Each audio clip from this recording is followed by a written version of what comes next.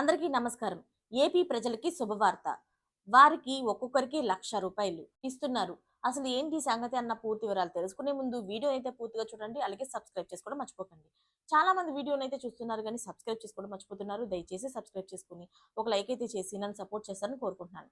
ఆంధ్రప్రదేశ్‌లోని కౌలు రైతులు వ్యవసాయం చేయడానికి ఆర్థిక ఇబ్బందులు పడుతున్నారు.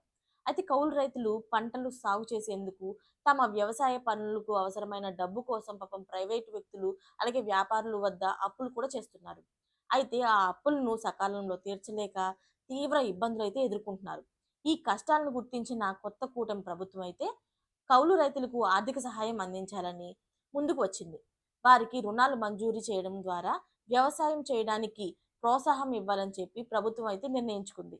ఈ రుణాలనైతే సహకార సంఘాల ద్వారా అందించేందుకు అవసరమైన కార్యాచరణలను సిద్ధం చేస్తుంది.